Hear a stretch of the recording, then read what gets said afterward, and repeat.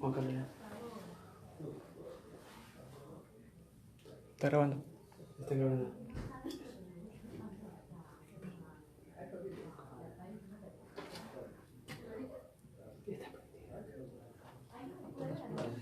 No, tiene que decirte que está grabando. Foto dice. Auto. Ojo. ¿Listo? Ya. Ya, perdón. ¿Ya? Ya está. Listo. Ya, va. Muy buenos días, amigos de Lateral. Estamos acá pues con un personaje, con una persona que sabe hablar muy bien de lo que es nuestra realidad del fútbol, muy respetada en el ámbito deportivo. Hoy para llevar la entrevista a cabo, acá estamos dentro de La Villena. Muy buenas tardes, profesor Juan Carlos Solitas, compañero Néstor Hidrogo. Primero agradecerle por tener esa cortesía con nosotros, con medio Lateral, ¿no? Para llevar una entrevista con nosotros. No, yo lo primero que les quiero es agradecer a ustedes y segundo, pedir disculpas porque los tenía que haber atendido hace un buen rato, pero estaba con unos colegas suyos que se extendieron más de la cuenta y yo a veces cuando comienzo a hablar de fútbol no paro, pero ya estamos acá. Muy bien, con muy bien. Claro. Sí, justamente decía a mis compañeros, ¿no? Bueno, casi solamente lo he visto a usted siempre cuando he dirigido pues, ¿no? En el fútbol peruano y a la selección, ¿no? Pero siempre es una persona correcta. Profe, hoy día pues queremos hablar justamente de dos temas básicos, que es el lado técnico, cuando usted fue técnico, ¿cierto? Y después como ahora como dirigente. Profe, quisiéramos saber cómo usted, cuando fue jugador, ¿cómo usted visionó que podía ser técnico? ¿Dónde usted pensó, no, cuándo podía ser técnico de fútbol? A ver, sí, yo no pensaba, cuando empecé a jugar fútbol no pensaba ser técnico de fútbol, no pensaba dirigir, pero me gustaba analizar los partidos y hablaba mucho con los técnicos que me tocó dirigir, que me dirigían. Yo siempre fui un jugador más táctico, más de equipo que individualista, ¿no? Entonces, quizá por eso me gustaba, de mi puesto de puntero izquierdo tenía una cierta amplitud, compleja, pero una cierta amplitud del campo, que me permitía ver cómo nos movíamos, y eso es lo que me gustaba hablar con los técnicos. Y una vez, el viejo Tim, que en paz descanse, con el cual conversaba mucho, me dijo en una de esas conversaciones, me dice, usted va a ser el próximo técnico de la selección. Y le digo, viejo, usted está loco, no quiero dirigir. Usted va a ser el próximo técnico de la selección. Bueno, no fui el próximo, pero sí llegué a ser técnico de la selección. Yo empecé a dirigir en Bélgica. Como jugador, yo jugaba en Bélgica, me suspendieron 3 fechas y habían sacado al técnico del equipo, a Monsieur Baré. ¿Cuántos años tenía usted ahí en ese momento? En ese momento tenía 32 años, porque fue 2 años antes de mi retiro, sí, 32 años. Pero ya la dirigencia de repente había visto usted que ve bien el fútbol. Claro, lo que pasa es que los dirigentes me dicen que faltaban 3 partidos para que tengamos las vacaciones de invierno. O sea, allá en Europa jugabas hasta una semana antes de Navidad y preparabas hasta enero, que se llamaban vacaciones de invierno por el clima. Y como habían sacado al técnico, pensaban contratar a otro técnico. Entonces me dicen, Juan Carlos, tú estos 3 partidos que están suspendidos, ¿podrías dirigir el equipo? Y yo le dije, sí. En ese tiempo no había una reglamentación de que tenías que tener el título y esas cosas en Bélgica. Pero antes voy a hablar con mis compañeros, con los jugadores. Al día siguiente fuimos al entrenamiento con los dirigentes, fueron al entrenamiento ellos y les explicaron, y yo les dije, miren, si yo acepto, ustedes tienen que estar de acuerdo, porque voy a tomar decisiones que a algunos no les va a gustar, y yo soy su compañero antes que su técnico, pero en este momento tengo la autoridad. Y ellos todos aceptaron. Entonces yo dirigí 3 partidos, ganamos, perdimos y empatamos. Y cuando vienen las vacaciones de invierno van a buscarme a mi casa los directivos, me acuerdo que me iba a Tenerife. Tenerife, sí. Y una semana con la familia. y me dice, Monsieur Plateus, que la directiva ha decidido que me quede yo como técnico y como jugador. Entonces yo ahí mismo lo planteé y dije, Hugo, todavía me necesitan como jugador, pero por supuesto, entonces busquen otro técnico. Yo dirigí solamente por esos 3 partidos, todavía no estoy capacitado para dirigir. Entonces fue la mejor decisión, porque jugué 2 años más con ellos, y llegó Monsieur Viso, que el equipo con él se fue hacia arriba. Bueno, pero en ese momento usted ya tenía visionado que iba a ser técnico, al Ya, menos. ya empecé, Ya ahí gustó, me empezó a picar el porque bicho. usted ha tenido éxito como técnico, Ya ¿cierto? Ha tenido varios campeonatos en el como fútbol todo peruano. técnico, he tenido éxitos como he tenido fracasos. Claro. Es así, y eso lo tienen todos. Pero ahí ya Porque empecé usted es uno de los mejores técnicos, o sea, que en historia, con Marco Calderón, que ha ganado en el fútbol peruano. Tiene, Sí, creo he que algo de tenido esa suerte. 5 títulos, creo. O A ver, 4. yo tengo títulos con nacionales, ¿ah? Ah, sí. Títulos nacionales con la U, con 89. Cristal 3, no, con Cristal 3, sí, con Cristal 3, y con Liga Deportiva Universitaria de Quito otro.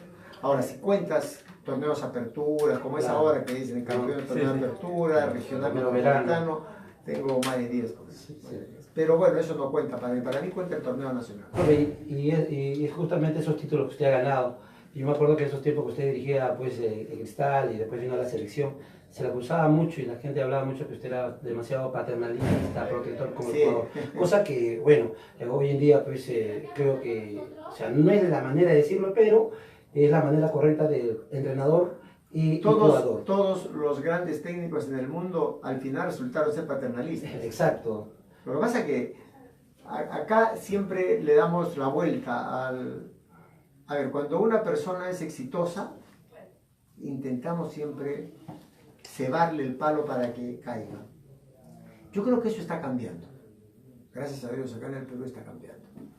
Y entonces comenzaron con el tema del paternalismo.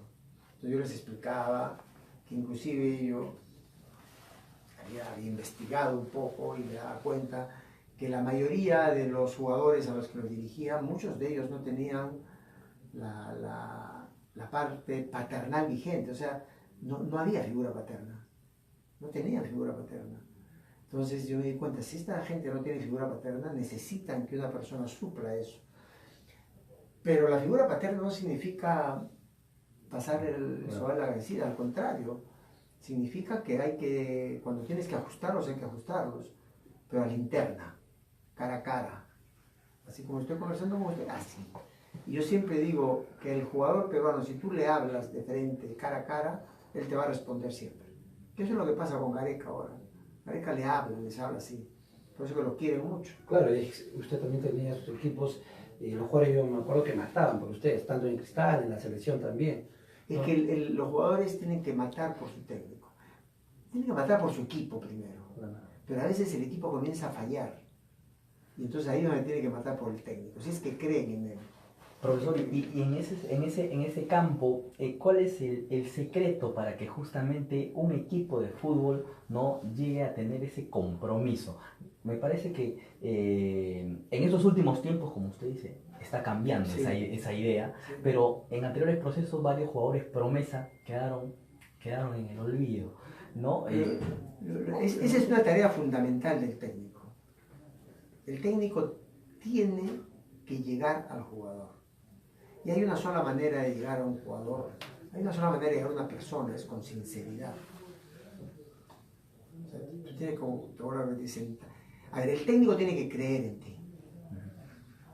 Tiene que creer en ti de tal manera que si tú le dices que esto es rojo, a pesar de que es blanco o crema, no sé qué color es esto, pero si tú dices que es rojo, el jugador va a decir es rojo, porque creo en el técnico, y esto es rojo. Y si no es rojo, lo va a convertir en rojo. Pero para eso tiene que haber una transmisión de las ideas en todo sentido integral, de tal manera que le llegues al jugador. El jugador de fútbol es un ser humano común y corriente, con una inteligencia, intuitiva, que lo hace jugar bien. Y esa inteligencia intuitiva lo lleva también a desarrollar muchas cosas y darse cuenta cuando le estás mintiendo. Claro. Por eso cuando el técnico le habla al jugador, le llega de tal manera al jugador y que el jugador llega a creer en él, vas a tener un jugador que lo vas a tener a muerte. En Ecuador, por ejemplo, yo en Liga de Quito tenía muchos jugadores de raza negra y del Valle del Chota, del Valle del Chota. Y tú les escuchabas hablar, era muy gracioso cuando se juntaban, porque eran negros hablando como serranos. Y con Alex Aguinaga, que era un jugador, claro. Él me decía, vamos a juntarnos, profe, Juan Carlos, vamos a juntar para escucharlo, te vas a matar. Y Alex me dijo algo, si tú logras que estos chicos crean en ti, si tú logras que estos chicos te tengan a ti como el técnico que ellos quieren, van a matar por ti. Y dicho y hecho, mataron por mí. Chicos que cuando a veces el resultado no se daba, la gente se ponía brava y ellos eran los primeros que se ponían delante a pelearse con la gente. Entonces, ese es el mensaje que el técnico le tiene que dar al jugador. Y al final da resultado. Eso que no te quepa la menor duda. Lo que pasa es que confunden. Acá el periodismo en general pensaba que el ser paternalista significaba que les ibas a aguantar todo y loterías. Y eso no es así. Simplemente que cuando tienes que castigarlos, los castigas y no se tiene por qué dar cuenta nadie. Nadie se tiene que dar cuenta. Así es al interno del grupo. Profe, también yendo ya también a cuando usted dirigía un sistema del 3-5-2, ¿de acuerdo? Antes que también decía que era defensivo, cosa que mentira, no, o sea, acá pecan que a veces cuando nosotros hablamos, y que es uno hincha de Cristal, uno piensa, no, pero no es así a veces, uno a veces tiene que hablar lo real. Ese 3-5-2 de Cristal fue el más goleador en ese campeonato, uno de los más goles. Lo que pasa es que acá hay un tema, por eso yo siempre hablo que nosotros tenemos que tener cultura deportiva, y para que haya cultura deportiva hay que enseñar a la gente. Entonces es muy fácil salir a hablar un periodista y decir, no, es técnico defensivo, no tiene ni idea del sistema. ¿Quiénes fueron los goleadores de ese Cristal? Solano Jorge Soto. Los dos laterales volantes. Claro. Porque ese equipo apretaba de la mitad de la cancha para adelante y nosotros teníamos 3 jugadores casi siempre para defender y uno más, que era el Pedro Garay, y todos los demás eran ofensivos. En la selección también se jugaba así con el sistema, ¿no, profe? Muchas veces, no siempre. ¿Por qué? Porque en la selección, ese es un sistema que lo tienes que trabajar mucho. ¿Usted, profe, ese sistema lo trajo o sea, tenía una idea de Bélgica? Por eso a mí me causa mucha gracia porque el 80, que yo iba a Bélgica, 80, 81, cuando éramos locales jugábamos de esa manera. Y cuando éramos de visita, jugábamos 4-5-1. ¿Estamos? Así casi siempre. Pero ahí de locales era 3-5-2, 3-5-2, 3-5-2. Y yo era el lateral volante por izquierda. Entonces, yo me acuerdo cuando Argentina campeona con ese sistema, con Bilardo, hablaban de que Bilardo había inventado ese sistema. Y no es así. Eso yo lo jugaba años antes en Bélgica. En Bélgica jugaban así muchos equipos.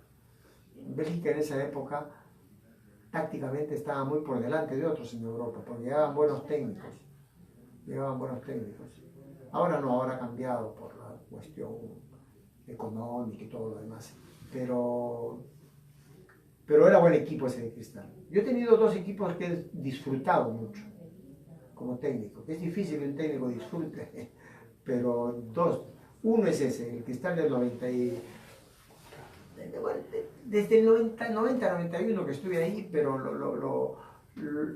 en los equipos buenos, el equipo bueno fue el del 94-95, que eso continuó después que llegó hasta la final de la Copa Libertadores. Había un equipo casi claro. Y el otro equipo que disfruté mucho jugando fue el de Liga Deportiva Universitaria de Quito. Muy buen equipo también, jugadores que captaron la idea del buen juego y además ganábamos, ¿no? Porque a veces puedes jugar bien y no ganas, no te sirve de nada. Claro. No te sirve de nada. A veces los resultados apoyan justamente la idea, ¿cierto? Sí. Profe, también tuvimos un gran equipo en el 98, el cual usted dirigió. ¿Usted cree que ese equipo sea, claro, el fútbol no es de merecimiento, ¿no? Pero ¿usted cree que ese equipo, los jugadores, al menos lo que se vivió, no merecieron ir a un mundial? Sí, sí merecimos, porque, ahora, primero que nada recuerda que en esa época se empezaba a jugar las eliminatorias con el mismo sistema que ahora, pero solamente clasificaban 4 equipos. Primero es eso, clasificaban 4 y el quinto no había repechaje. Esa es una. Nosotros terminamos igual que Chile, y Chile tuvo una dupla goleadora extraordinaria, Zamorano y Salas. Nosotros, el único delantero que teníamos era Flavio, que después llamé a Germán Carti, que jugó muchas veces y muy bien, y a Yuliño, que nos ayude, digamos, con la idea. Así es. Pero y no jugó Brasil, o sea, 2 partidos menos no jugamos. O sea, ojo con eso también, que posiblemente Brasil te hubiera ganado, pero en esa época el campeón del mundo no jugaba. Era un buen equipo, era un equipo que al comienzo me costó mucho, porque yo recuerdo cuando llegué a la selección, nadie quería llegar, nadie quería ir a la selección. Como veníamos de tantas derrotas, los jugadores pobres no querían saber nada con la selección, porque decían, nos van a culpar de todo, nos van a culpar de todo. Es más, yo pienso que ese equipo, o sea, discúlpame la osadía, o sea, jugaba, o sea, la expresión de fútbol era más que el que clasificó al mundial. No, O sea, lo que pasa es que sí jugábamos bien, teníamos jugadores que captaban bien la idea. Lo que pasa es que este equipo que ha ido al mundial es un equipo en otra época, claro, y con jugadores que se fueron haciendo en el camino y que llegaron a una madurez tal que nos permitió, o sea, el Ricardo logró armar un equipo que jugó bien, que defensivamente mejoramos mucho y fuimos eficaces en los momentos precisos. Y tuvimos la suerte también que hubo selecciones como la de Chile, Ecuador, que cayeron mucho. Fueron cayendo, y nosotros subimos. Y ahí se dio la clasificación. Pero, profesor, disculpe, en la selección que usted dirige, rumbo a Francia 98, entonces fue una cuestión meramente de cuestiones de circunstancial y por diferencia de goles. Por diferencia de goles. Si en ese tiempo hubiera existido el repechaje, nosotros 100% íbamos al repechaje, casi siempre el repechaje de Sudamérica gana. Pero bueno, son las cosas que se dan, ¿no? A ver, yo nunca... Muchos hablan de que perdimos la clasificación en Chile, que los 4 goles que nos metieron en Chile. Yo sigo insistiendo que nosotros perdimos la clasificación contra Ecuador acá, en el partido que empatamos. Porque si ese partido lo ganábamos, perdiendo con Chile, igual le ganábamos acá a Paraguay como le ganábamos y clasificábamos nosotros. Porque teníamos 1 o 2 puntos más que Chile ahí. Ese es el tema. Pero bueno, se dio así. Profesor, ¿cómo está? Hablando un poco sobre Chile, este partido del 12 de octubre, que se viene contra ellos en Miami. No le ganamos a Chile de 2013, en marzo de 2013, sí, el último triunfo. ¿Qué tan importante considera usted que es para Gareca este nuevo enfrentamiento ante los chilenos? A ver, ¿qué pasa con Chile? En los últimos enfrentamientos que hemos tenido, inclusive con los de Ricardo, creo que hemos ido más allá de lo que es el fútbol. O sea, el ambiente externo nos ganó. Expulsión de Zambrano en la Copa América, expulsión de Cristian Cueva acá. En Santiago, por ejemplo, en las eliminatorias el equipo logró empatar y pensamos que podíamos ir a ganar. O sea, no fuimos fríos en el momento preciso. A Chile, cuando le hemos ganado jugando fútbol. Eso es lo que hay que meter en la cabeza de los jugadores. Punto. Ir a cada pelota, como se disputa cada pelota a muerte, pero honestamente, pero por sobre todo jugando fútbol. ¿Considera usted que la selección peruana, los jugadores están en un nivel parecido a los jugadores de la selección chilena en este momento? Bueno, lo que pasa es que hay que ver qué pasa con Chile. Si van a ir con los jugadores que les conocíamos, la generación dorada. La generación dorada, o van a ir con el recambio a este partido amistoso. No sabemos. Entonces hay que esperar. Ahora muchos de ellos, algunos no están bien de esa generación. Sí. Caso de Alexis Sánchez, de Arturo Vidal, que están... Alexis Sánchez. Y el mismo Vidal juega poco en Barcelona. Exacto. En un fútbol de otro nivel también. Jugando un partido te soluciona la falta de 10 al jugar en ese nivel. Pero hay que esperar. Yo creo que estamos bien nosotros. Nosotros venimos con prácticamente, salvo Paolo, prácticamente con el mismo equipo que jugó en el Mundial. Y Alberto. Salvo Paolo y Alberto Rodríguez, ¿no? Sí. Profesor, ¿qué tal? Buenas tardes. Bro Cristóbal saluda. Cuando Gareca ingresó a la selección, el proyecto era sacar jóvenes para clasificar al Mundial Qatar 2022. Sí. ¿En tu pensamiento estaba la clasificación de Perú al Mundial 2018? Al comienzo no. Al comienzo yo sabía que era complicado.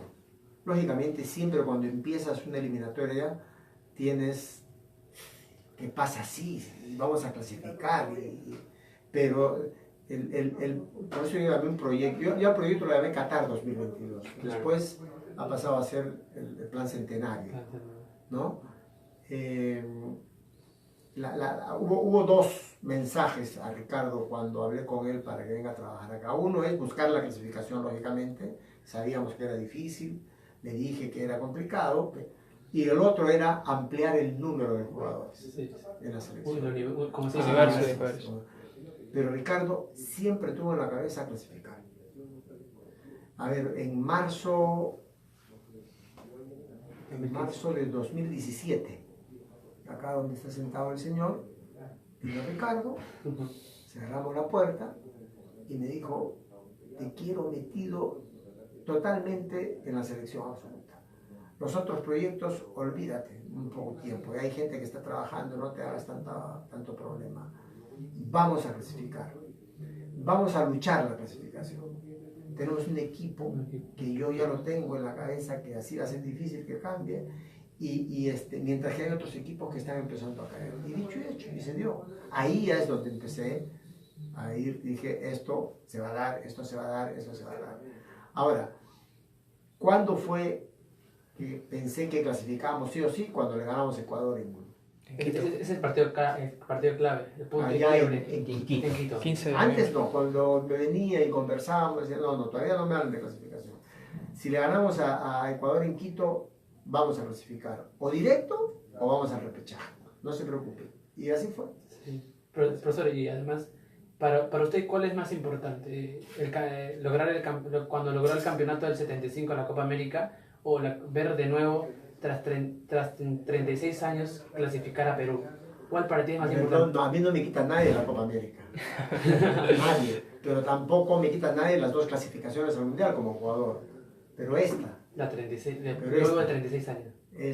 Para mí fue extraordinario. Lo viví más espiritualmente, seguro. Mis festejos son más espirituales, pero lo viví con una alegría enorme. Para mí fue como que me saqué algo de acá adentro, que lo tenía ahí, sobre todo desde el 98, y si bien es cierto, ya no era el técnico ni jugador, pero me consideré parte de esto y fue extraordinario.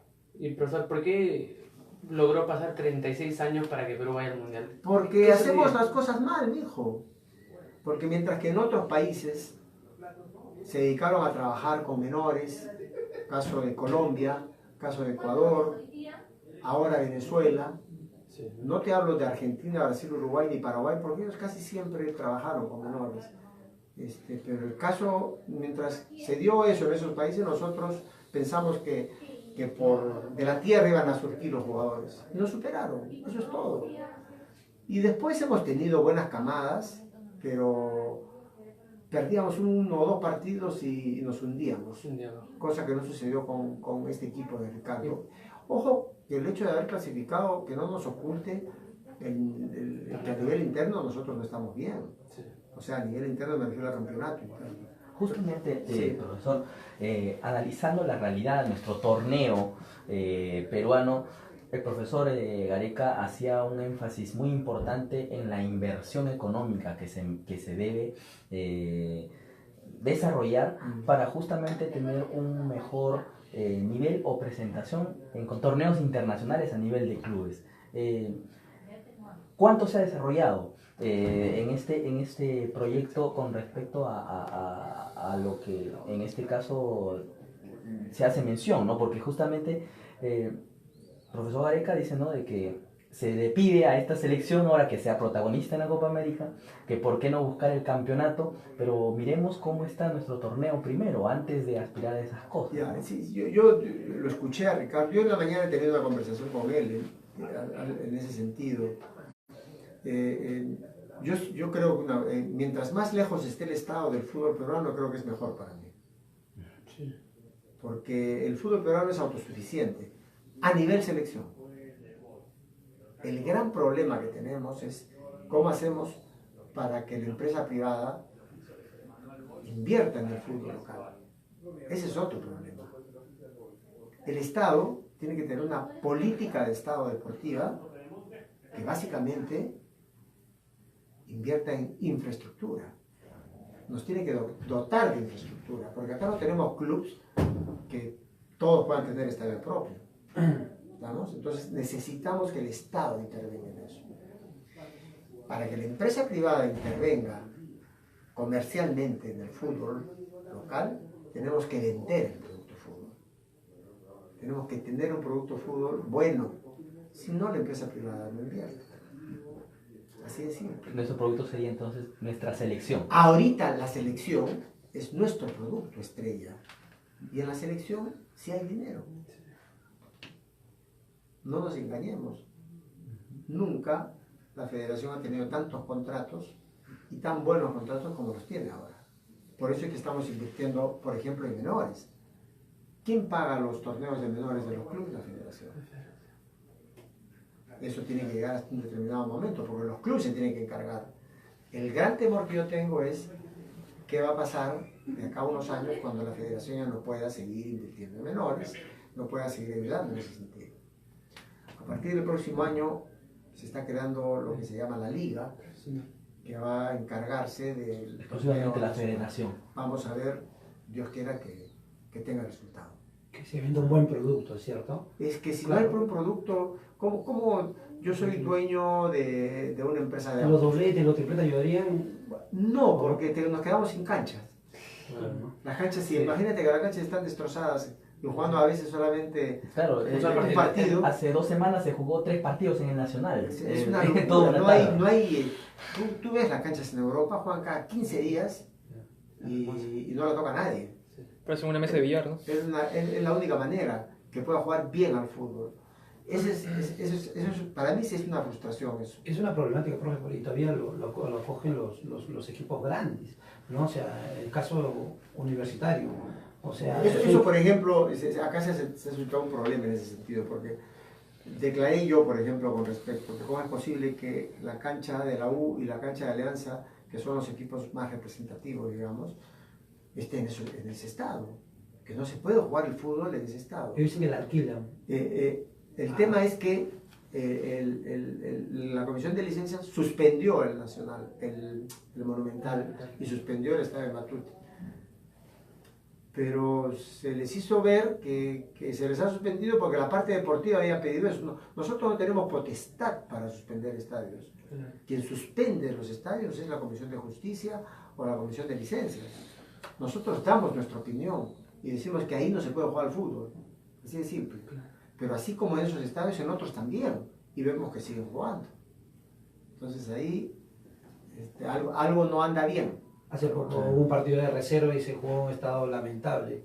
No, jugadores que en sí, pues, algunos son profesionales. Pero es que ese es el tema. A veces nos olvidamos inclusive de la reserva, porque la reserva también tiene que jugar a horas inadecuadas. Entonces, esto es algo que lo tiene que definir la Comisión de Licencias. Así de simple. Profesor, ¿y cuándo crees que fue el declive del fútbol peruano? ¿Cuándo crees que llegó a decaer a nivel internacional? Nosotros llegamos muy bien hasta el año 85, Sí. que ahí me retiré, me acuerdo, porque ya llegamos con las justas, un grupo de jugadores que tuvo un excelente, yo Sí. tuve la suerte de jugar con todos ellos, ¿no? Mi hermana. Y ahí nos empezamos a dar cuenta que no habíamos trabajado absolutamente nada en menores. Y ahí es donde nos dimos cuenta también que que otros países habían empezado a trabajar y nos empezaron a superar. Entonces nosotros lo que estamos haciendo ahora en menores, esto es algo que ya se hizo en otros lados hace mucho tiempo. Como usted hablaba en Bélgica, por los 98, a fines Sí. del 90. Y también estaba hablando usted sobre el tema del declive. Para el declive del fútbol peruano, ahí fue el Fokker, lo que sucedió con eso. No. Sí, ahí fallecieron jugadores Claro, que podían haber llegado a la importantes. selección, sí, una pena terrible. Yo conocía a Bustamante, a Casanova, a jugadores que yo los había tenido en una selección de menores, Escobar. Pero tampoco hay que pensar que ahí fue Porque- o sea, que todos ellos, Claro. a la selección iban a llegar 3, 4 de esos jugadores. Pero hacían el complemento con los demás jugadores. Claro, sí, pero no. El declive del fútbol peruano empieza cuando dejamos de trabajar en menores. Y en otros lados nos sacaron ventaja. Como Colombia, Colombia, Ecuador, Uruguay. Chile, la misma Venezuela. Es que ahora es potencia. Se ve A nivel de jóvenes. menores, Sí. porque invirtieron. Profesor, ¿y considera usted también que es importantísimo el factor psicológico en el jugador? Porque hemos visto que hasta antes de este último proceso que nos lleva a Rusia, donde notamos de que el aspecto psicológico ha sido fundamental para que el jugador vuelva a creer en sus condiciones, en otros procesos, a excepción del 98, entre el 98 hasta el 2018, no, los procesos han sido literalmente unos fracasos. Sí es importante, sobre todo más ahora. Nosotros contamos acá con un departamento de psicología deportiva. Ahora, yo quiero dejar muy en claro algo. El verdadero psicólogo es el técnico. Sí. El principal, digamos.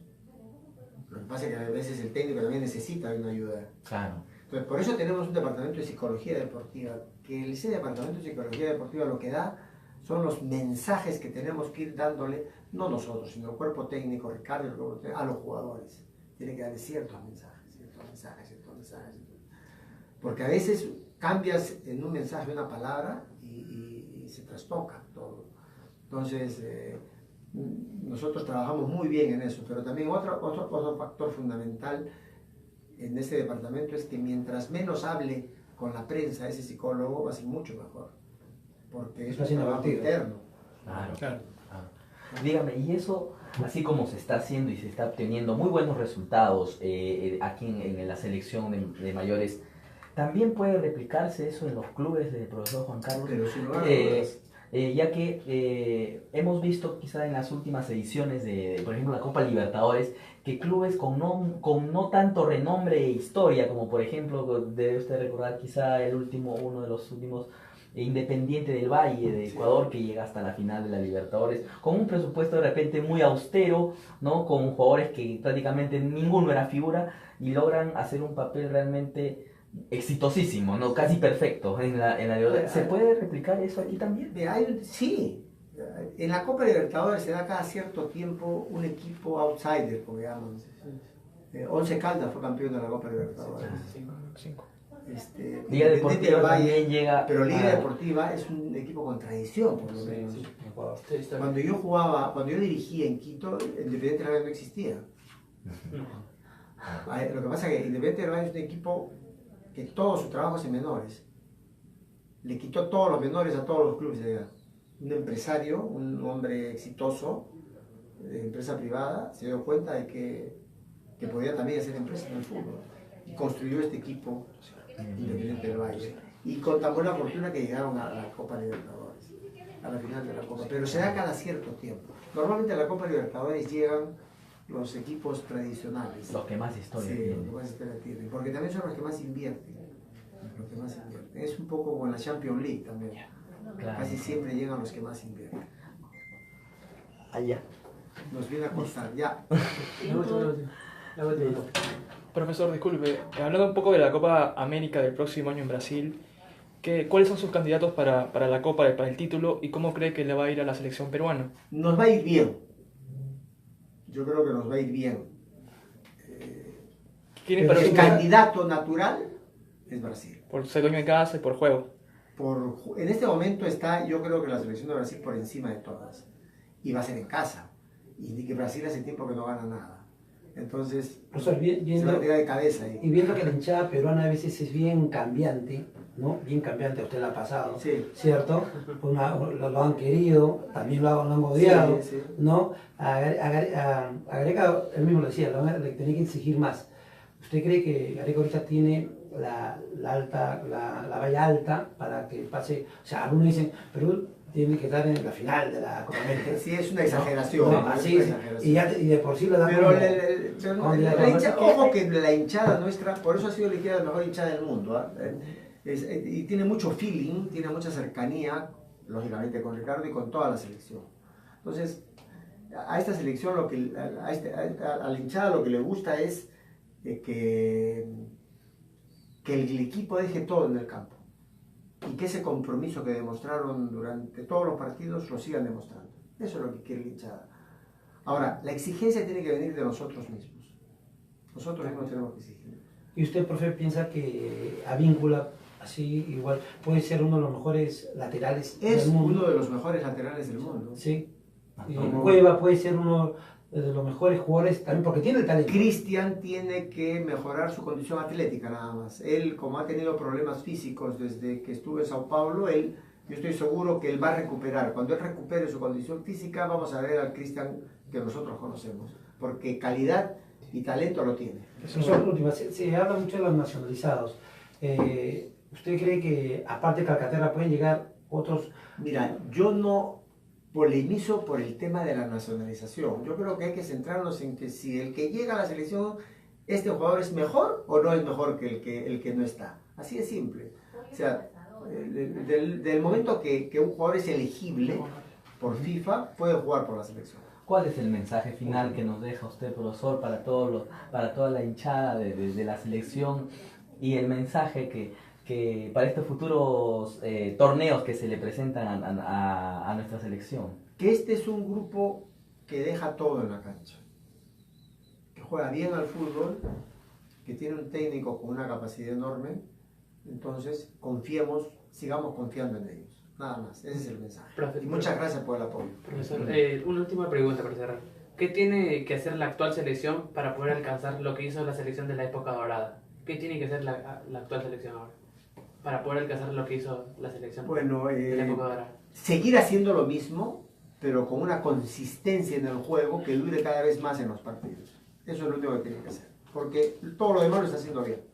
Ya, profesor. Gracias. Muchas Muchas gracias, profesor. Bueno, profesor, agradecerle pues en sí Muchas de gracias. parte de la gente de lateral, de todo el grupo de lateral. Hizo muchos muchachos en sí que querían hacer la entrevista, ¿no? Porque en sí coincidíamos todos que a ustedes le tienen una gran admiración, sobre todo mi persona. Justamente mi padre, Víctor Quijaite, puso Juan Carlos Quijaite, justamente le contaba, justamente por usted, ¿no? Él lo conozco ya personalmente, y yo sé que el cielo estará alegre, ¿no? Y en sí, como le dije, ¿no? Cuando estábamos escribiendo, es una persona, se nota honesta, ¿no? Y es por eso que le va bien a la selección. Gracias. A la selección le va bien porque tenemos muy buenos jugadores, porque tenemos un gran técnico y porque estamos trabajando bien. Cuando se trabaja en equipo y con gente capaz, Gente sale. honesta y las cosas van saliendo sale bien. automáticamente. ¿Ya? Muchísimas gracias, Gracias, profesor. muy Muy amable. amable. Gracias, profe. Muchas gracias.